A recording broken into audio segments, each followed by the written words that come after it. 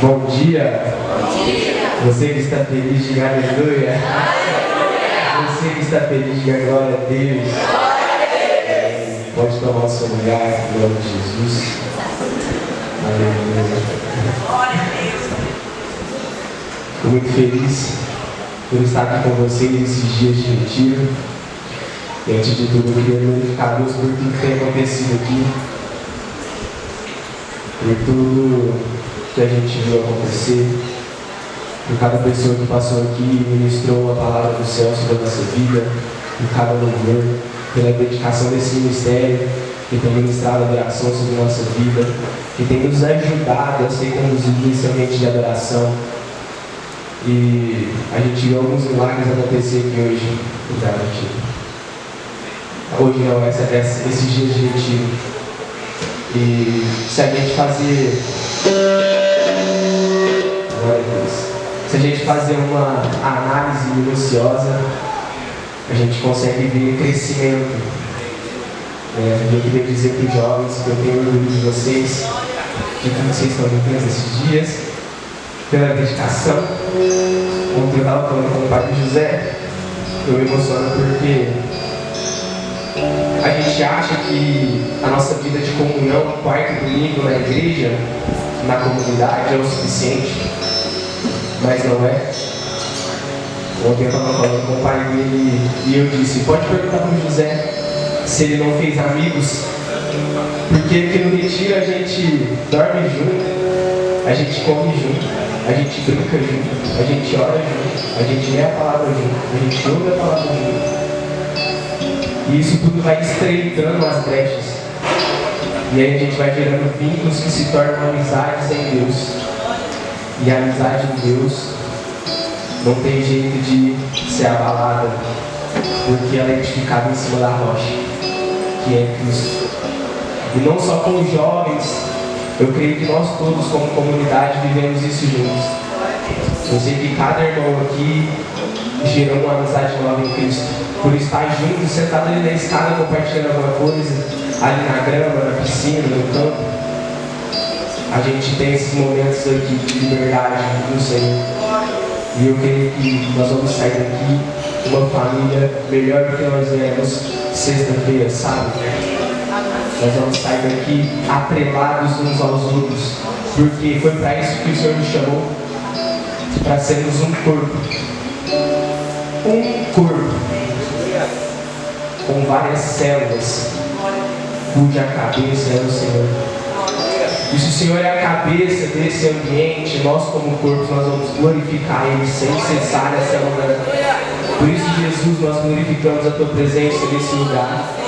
A minha oração nessa manhã é que o Senhor possa nos tomar em Suas mãos e que o Senhor possa nos levar para uma atmosfera no Espírito que nós não conhecemos. Que nós possamos pisar em regiões celestiais nessa manhã e que o Senhor possa nos batizar com o Teu caráter. Que nós possamos sentir o peso da Tua glória aqui, Jesus. Esmaga-nos no chão com o peso da Tua glória.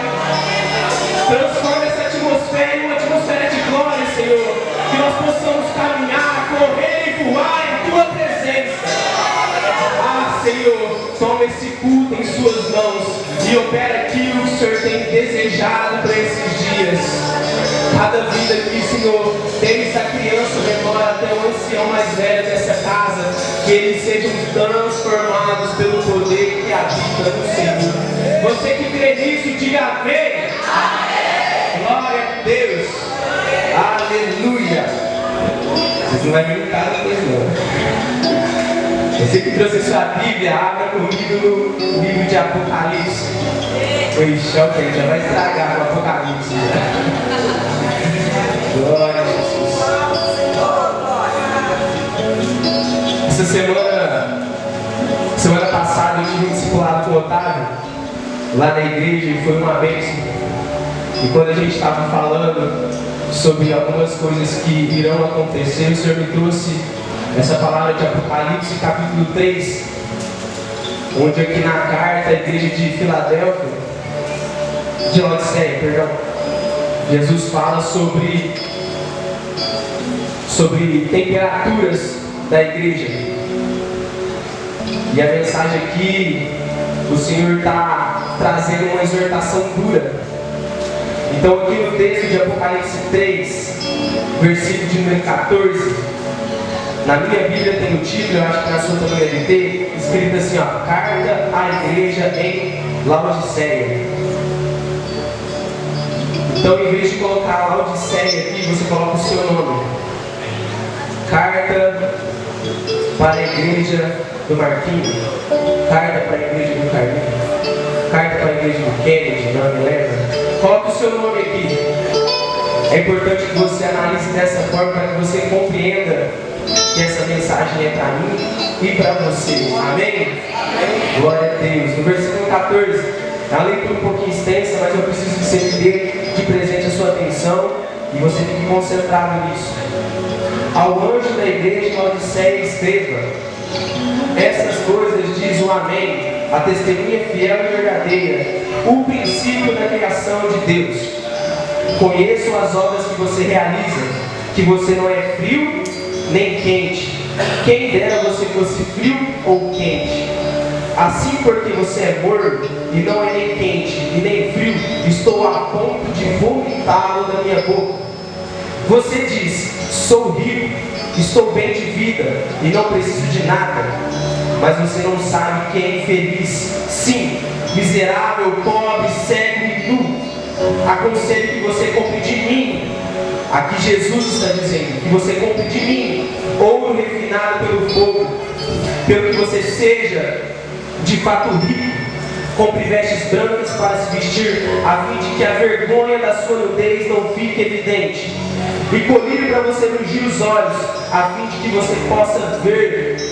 Eu repreendo e disciplino aqueles que amam.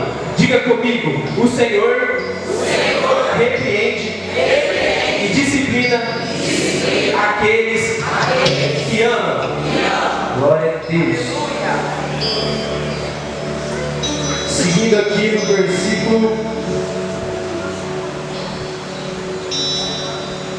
versículo 20. Eis que estou à porta e bato. Se alguém ouvir a minha voz e abrir a porta, entrarei em sua casa e cearei com ele e ele comigo. Ao vencedor darei o direito de sentar-se comigo no meu trono, assim como também eu venci e me assentei com meu Pai no seu trono. Quem tem ouvidos, ouça o que o Espírito diz às igrejas. Amém? Uma pergunta, meus irmãos: tem como fazer igreja sem Jesus? Sem Deus? Tem. Porque a igreja de Laodiceia estava sendo igreja sem Jesus. Meus irmãos, se eu estou aqui do lado de fora do retiro e eu bato a porta, é porque eu quero? Eu estava onde? Quem bate na porta está onde? Jesus estava onde na igreja?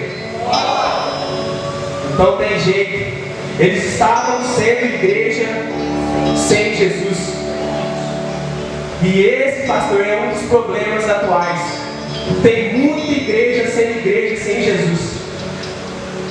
Às vezes falta-nos discernimento de entender se o Pai está na casa ou não. Porque movimento não significa avivamento. Choro pode muitas vezes significar emoção e não unção. Então hoje, nesses dias, irmão, o Senhor está nos chamando para um posicionamento. Compreender verdadeiramente se Ele está na casa. Nós temos que crescer na fé para chegar na estatura, não de homem perfeito, porque é só na vida de Jesus que nós vamos chegar nesse lugar, mas que nós possamos ter maturidade para começar a compreender algumas coisas na igreja. É muito sério isso, meus irmãos. Às vezes, eu sei que muitos aqui gostam de acompanhar igrejas nas redes sociais, no YouTube, assistir pastores renomados. E às vezes nem tudo que a gente vê lá fora parece ser o que é. Quantas pessoas aqui acompanhavam o Thiago Alicerce. Era referência para muita gente. E agora, recentemente, a gente ficou sabendo de uma notícia bombástica. E eu não estou julgando a vida dele. Glória a Deus, que Deus, né, transforme ele, que ele que ele possa voltar mais forte do que ele foi, para a honra e glória do Senhor. Nós somos passivos de erro. Mas às vezes a gente vê lá fora movimentos e a gente engrandece pessoas sem compreender na verdade o que é, na intimidade. E o Senhor quer nos chamar para esse lugar de compreensão, sem emoção, de amadurecimento. Essa mensagem para a igreja de Laodiceia é uma mensagem dura, porque são 7 cargas, e a maioria das cargas aqui o Senhor atribui às igrejas algo bom. E essa igreja foi a única igreja que não teve nenhum atributo legal, uma exortação. Olha que triste quando Jesus diz aqui, você diz, sou rico. Isso aqui é o diagnóstico que Jesus tem da igreja de Laodiceia, como se eles estivessem falando, sou rico, estou bem de vida, não preciso de nada. Jesus diz assim, mas você não sabe que é infeliz, sim, miserável, pobre, cego e nu. Meus irmãos, imagine nós ouvindo esse diagnóstico do Senhor. Nós achamos que está tudo bem, comunidade profética Ebenezer está voando, estamos desbravando. A gente acha que é alguma coisa, é o que foi falado aqui, todo esse retiro. E o Senhor chega com esse diagnóstico. Você acha que você é alguém? Você é um miserável, pobre, cego e nu. Eu acho que são os piores atributos que uma igreja poderia receber. Quando ele fala miserável, ele não está falando de condição financeira. É porque na verdade eles achavam que eles eram suficientes. Miserável é o homem que acha que é suficiente sem o Senhor. E às vezes a gente faz a obra, pastor, dessa forma. A gente acha que está fazendo com diligência, está fazendo conforme foi ordenado, pedido, delegado. Mas na verdade não é feito com o coração. Porque de tudo que for fazer, faça de coração.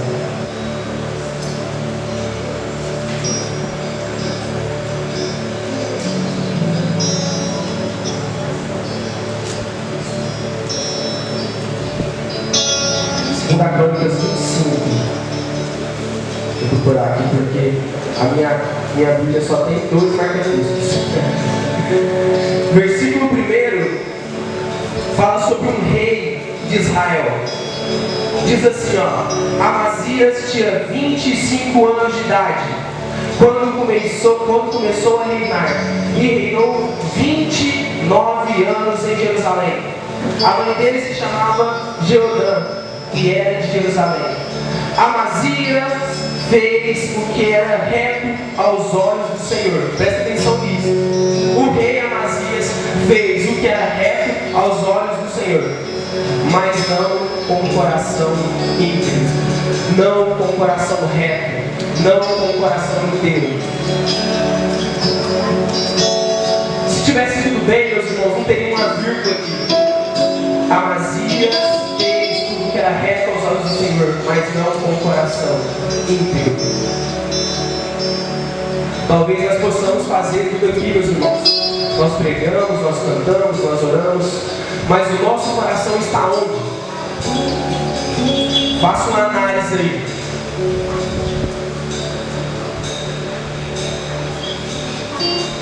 Aonde está o nosso coração? Porque é dele que provém todas as outras coisas.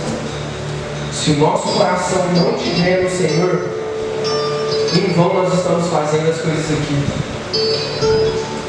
E isso é muito sério. Isso é muito sério. Só que eu quero te convidar a entrar nesse lugar de entendimento. Eu e você precisamos compreender essas condições de que nós somos miseráveis, de que nós somos pobres, cegos e nus. Porque, meus irmãos, é isso que o pecado faz conosco. É isso que o pecado faz com a gente. Ele nos traz um engano e nos deixa pensar que a gente é aquilo que a gente não é. A Bruna, no primeiro dia de retiro, ela abriu com essa mensagem de que nós somos maus, nós somos ruins, e nós aprendemos a ser bons com o Senhor. Tem um filósofo famoso, pastor, que ele fala que nós nascemos bons e o mundo nos corrompe. Mas se você ler a Bíblia, você vai ver que você nasceu do pecado. E nós nascemos já corrompidos. Tem gente que escandaliza quando fala: você acha que a criança é pura? Ela não é, meus irmãos. Ela não é. Porque se ela não brinquedo na mão de outra criança, ela toma. Ela empurra, ela bate. Por quê? Essa é a raiz dela. Mas ela aprende a fazer o bem. E nós aprendemos, meus irmãos, a nos portar bem e a fazer o bem. Só que no nosso coração ainda existe algumas raízes de mal. E está tudo bem com isso. Essa é a nossa natureza caída. Isso é o que nós herdamos do primeiro Adão. Mas veio o segundo Adão. Jesus, o amado da nossa alma. E no sacrifício na cruz, Ele nos remiu com o sangue. Ele nos transformou.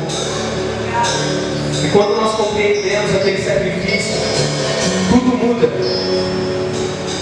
A nossa ótica acerca do Evangelho muda. A nossa vida como igreja muda. O nosso relacionamento com os irmãos muda. Mas a gente precisa ter essa compreensão total do que foi feito lá. Porque se a gente entende a mensagem parcialmente, a gente muda parcialmente. Mas quando nós compreendemos na totalidade do que foi aquele sacrifício, meus irmãos, a mudança tem que ser completa. Você está entendendo? Diga amém. Amém. Então vamos trazer o cerne do Evangelho para esse lugar, para que o Senhor não encaminhe uma carta dessa para nós. A comunidade profética Ebenezer é uma bênção. Glória a Deus por isso, por tudo que nós temos vivido. Mas nós temos que andar nesse lugar de santidade, para que nós não sejamos advertidos como a igreja de Laodiceia foi. Isso é muito sério. Na sequência do texto aqui, Jesus diz: aconselho que você compre de mim ouro refinado pelo fogo. Você acha que algum de nós aqui tem condições de comprar alguma coisa do Senhor? Seja sincero. O Senhor aqui é com uma sátira. Alguém aqui tem dinheiro para comprar alguma coisa do Senhor? Desde que você fosse o maior milionário que existe nessa cidade, o nosso dinheiro não consegue comprar nada que vem do céu. Nada que vem do céu. O Senhor aqui abriu com a sátira para a igreja, precisa entender. O Senhor ainda tinha um senso de humor. Aconselho que vocês comprem de mim ouro refinado pelo fogo, para que você seja de fato rico. E com esse dinheiro você possa comprar as vestes brancas, para tampar toda a sua nudez, para que ela não fique mais evidente. E aproveite também esse dinheiro e compre colírio para ungir os seus olhos. O Senhor fala aqui de 3 condições da nossa miséria quando nós achamos que nós somos alguém, da nossa nudez, porque achamos que já estamos vestidos conforme nós temos que andar. E eu não estou falando aqui sobre vulgaridade, é sobre vestes santas, sobre roupas que mostram que realmente nós somos transformados por Jesus. E o que chama muito a minha atenção é o colírio para ungir os nossos olhos. É porque talvez nós vemos, mas não enxergamos. E a gente pode analisar por tudo que aconteceu aqui nesse retiro. A gente está vendo tudo que está acontecendo, mas no oculto tem muito mais coisa do que você imagina. E é essa visão que a gente tem que ter, de enxergar além do natural. Queria que você focasse no que está sendo falado, não fique disperso.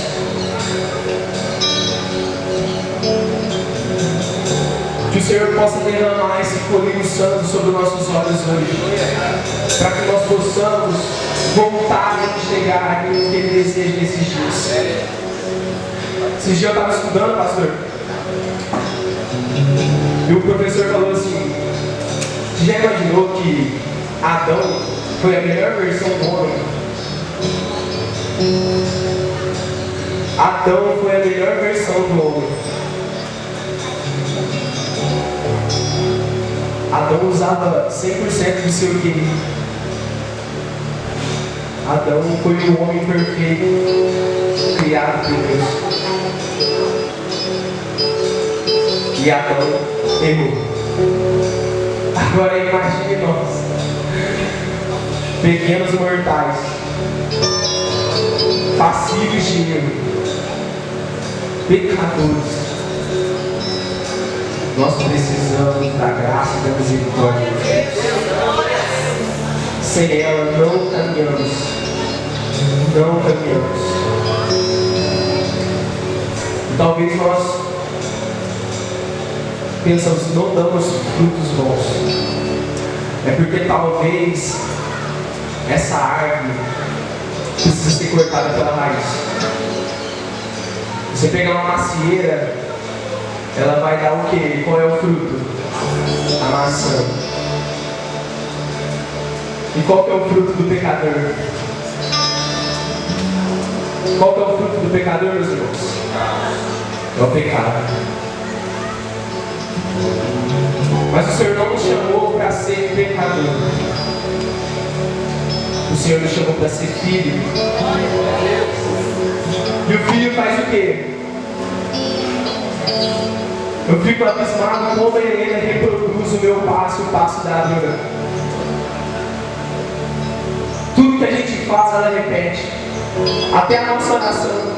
Quando a gente fala para ela orar para o almoço, ela fala Papai do céu. Mas quando ela vê a gente olhando para mim, ela fala Senhor Jesus. Porque o filho faz o que vê o pai fazer.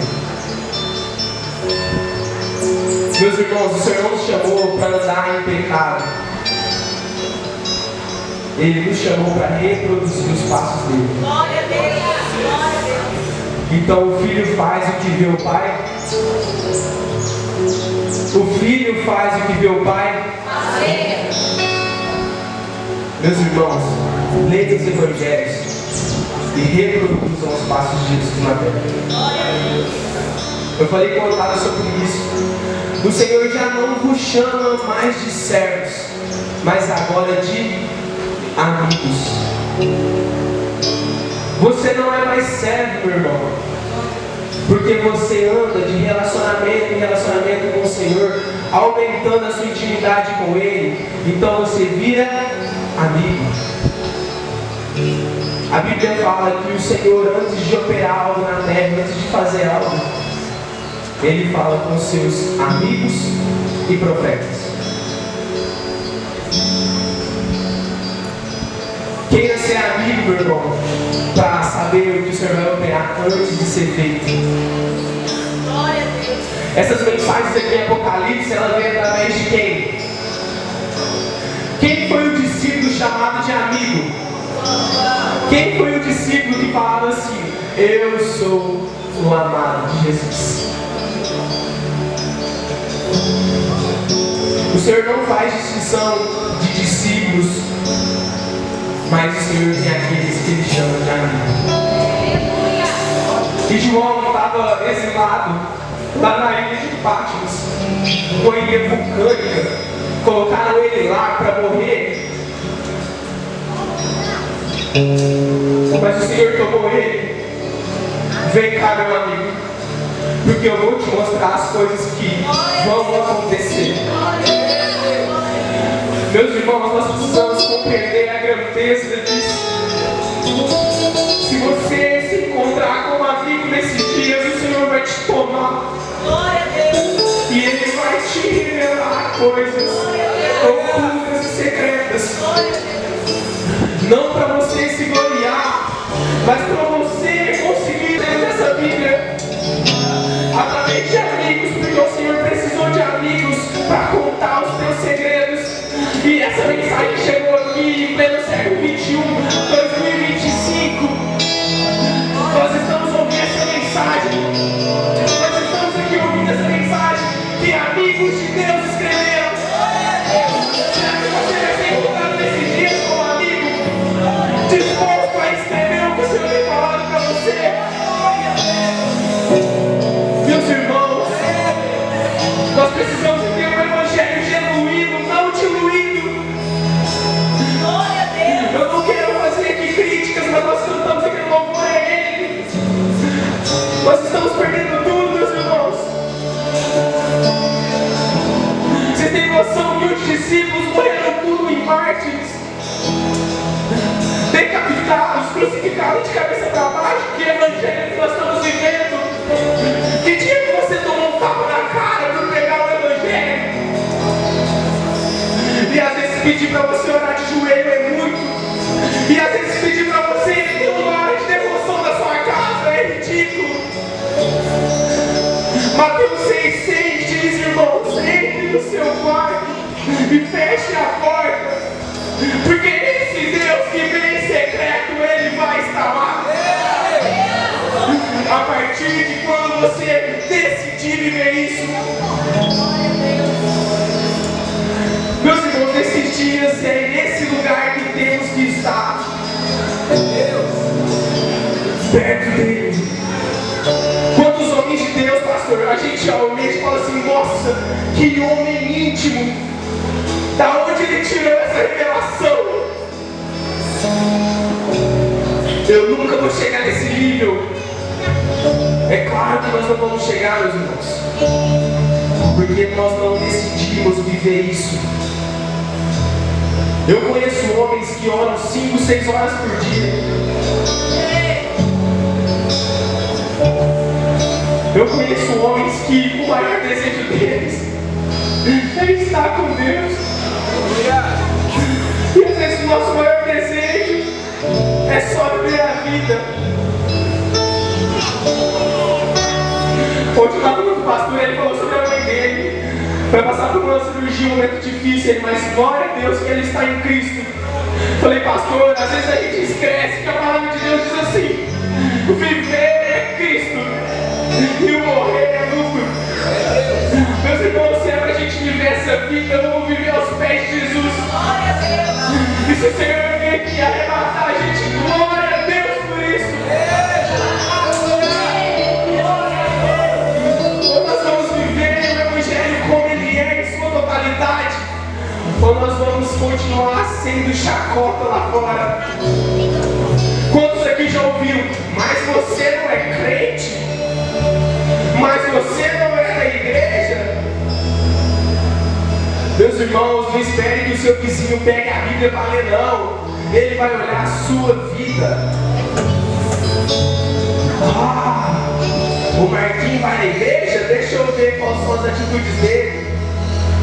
O José William está cantando lá, deixa eu ver como ele se comporta na escola. E glória a Deus por isso, meus irmãos, porque Ele nos levantou nesse tempo para ser exemplo. Você é um balizador, as pessoas vão olhar para você e o seu exemplo vai atrair elas para Jesus. E eles vão ver o testemunho que o Senhor tem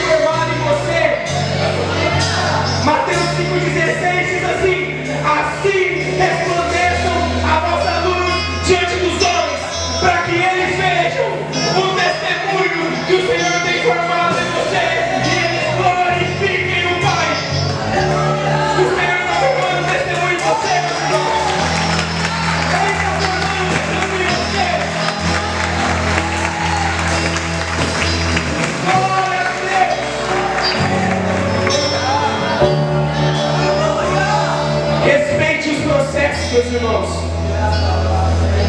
Vive essa vida de intimidade com o Senhor.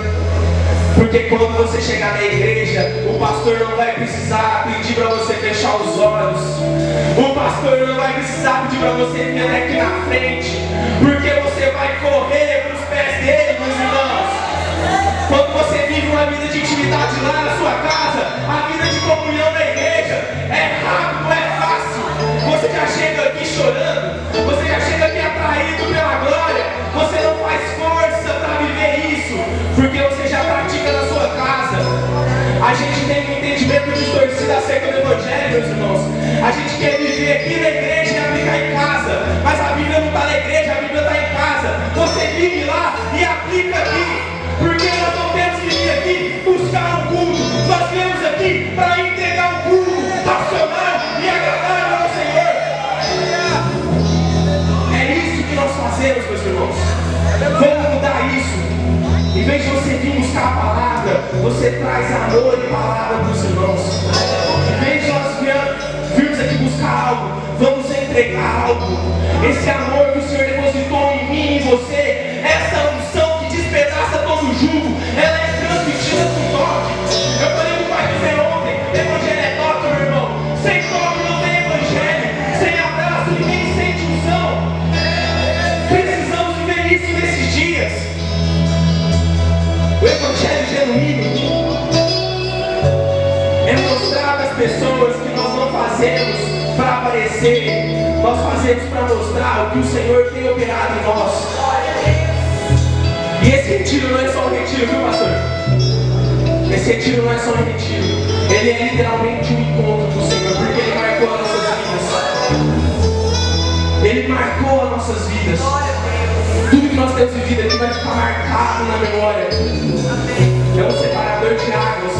Nós entramos nesse lugar como meninos, mas nós vamos sair daqui como homens e mulheres de Deus, dispostos a viver isso, a ser testemunho.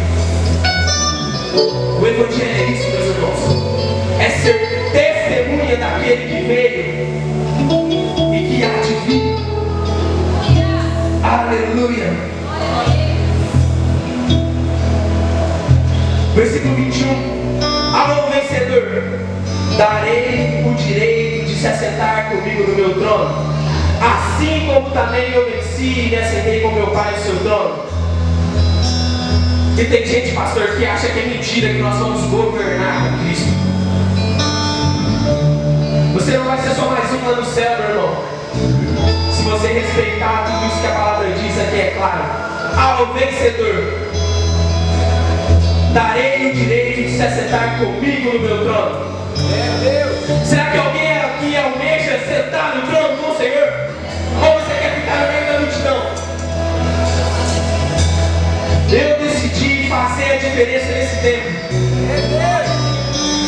Um dia na minha oração eu disse assim: Senhor, assim como o Senhor me alcançou, eu vou colaborar para que o Senhor alcance mais pessoas.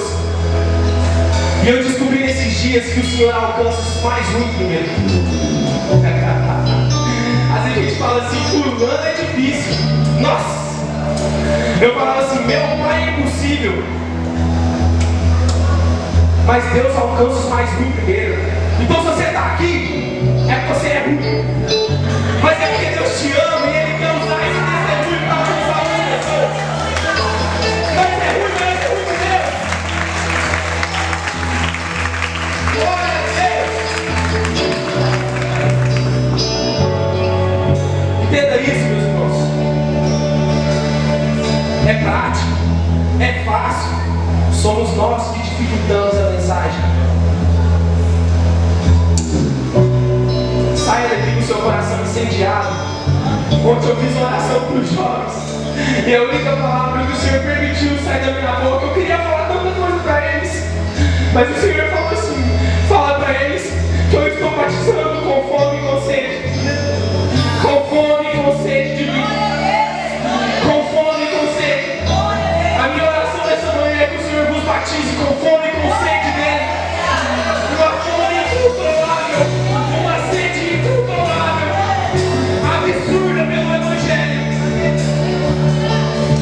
Você vai sair daqui, talvez você vai querer pegar o seu celular e ficar perder a graça dos irmãos.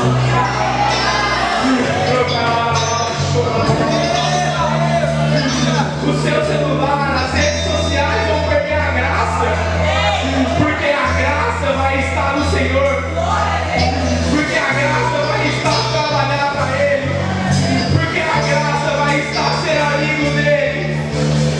Sabe quando você ficava passando os filmes assim, ó, tentando rir de algo aleatório? O Senhor vai falar assim: vem comigo, eu quero te contar tanta coisa legal, eu quero te mostrar tanta coisa. Meus irmãos, existe tanta coisa sobrenatural que o Senhor derramar sobre nossas vidas. Há quanto tempo a gente não vê pessoas sendo batizadas com o Espírito Santo? Oh, meus irmãos, nós não somos sensacionistas, nós somos continuistas, nós cremos que os dons continuam operando na nossa vida. Tem línguas estranhas aqui nesse lugar ainda, gente. Tem dom de visão aqui ainda, meus irmãos. Tem dom de cura disponível para nós. O Senhor continua operando. Aquele que fez em Atos 2, Ele está aqui. E Ele pode fazer aqui também. Tem um coração puro aí. Tem mãos limpas aí. Então nós vamos ver o Senhor. Os de mãos limpas e coração puro vão ver a Deus. Ei, Nenê, chegou até a minha sua visão, meu irmão. O Nenê viu Jesus ontem, e a única coisa que o Nenê falava era assim: não vai embora, não vai embora, não vai embora. Só que o Nenê compreendeu que esse Deus, Ele não faz visita, Ele faz morada. E Ele decidiu morar em mim e em você. Eis que estou à porta e abro. Você que abrir, meu irmão, vai receber esse Deus todo-poderoso. E Ele vai sentar na mesa e vai cear com você e você com Ele. Ele podia falar assim: e você vai cear comigo. Mas o Senhor decide viver essa prova.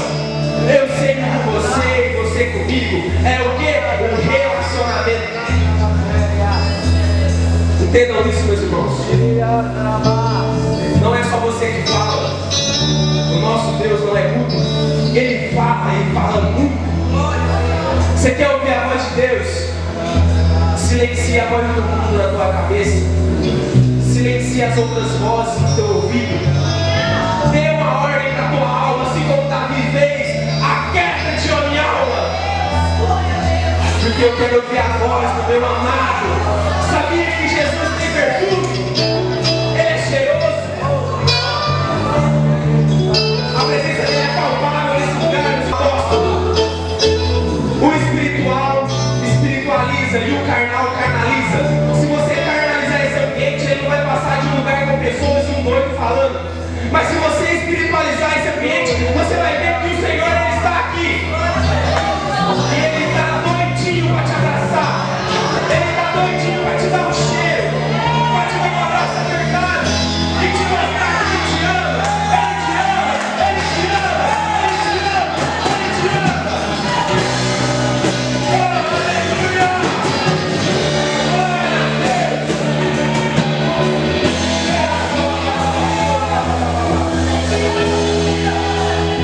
O versículo 22 diz assim: quem tem ouvidos, o irmão Ronaldo falou aqui, quem tem ouvidos, eu tenho dois, não é orelhas, é ouvidos. A orelha é isso aqui, ó. Agora o ouvido é ligado lá no seu intelecto, no seu cérebro, traz entendimento. Então, repita comigo: quem tem ouvidos, ouça o que o Espírito diz para mim. Porque você é igreja. Você é igreja, meu irmão. Se você pegar na mão dessa pessoa que está do teu lado, pega na mão dela, por favor. Eu sei que é chato, mas eu gosto de fazer isso. Olha para ele e diz assim: eu sozinho, eu não sou.